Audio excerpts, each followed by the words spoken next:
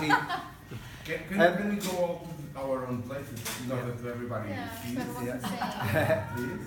Well, are you ready? Basically, the game is called Language Alchemy, and the issue that we're addressing is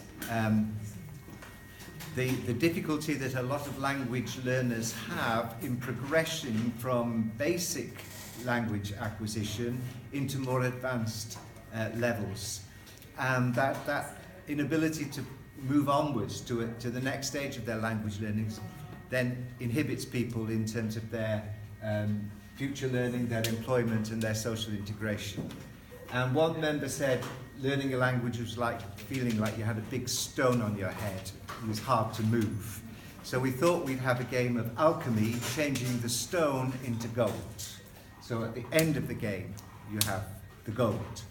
And also, we talked about the language clip we had the other day around the doors into learning. So we wanted to incorporate the idea of doors. So along the routes are keys that open doors for you, and the end you have the 3 doors, which are your objectives for learning. So future learning, employment, or social integration. So it's a kind of game of hopscotch, if you know that game. Yes, it seems to be universally understood.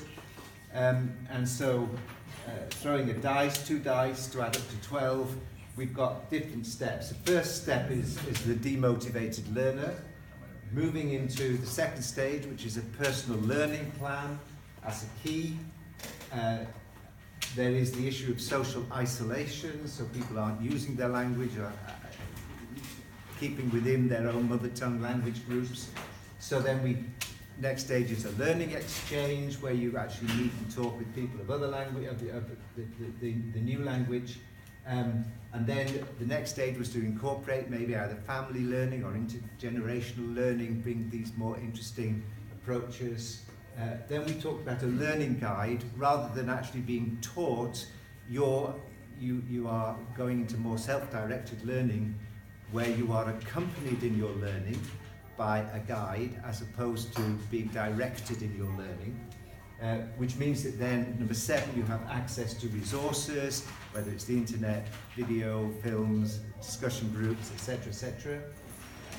Number 8 is acquiring a vocational vocabulary, so a vocabulary that's suitable for the work opportunities that you're looking for. Number 9 is an opportunity to try work experience. Number 10 is actually getting the job. Number 11 is then to reevaluate your career goals. So you are moving on and thinking, okay, well, I've got a basic job here, but where is my career going to take me? And going back, what vocational language do I need to go on to my next level of career?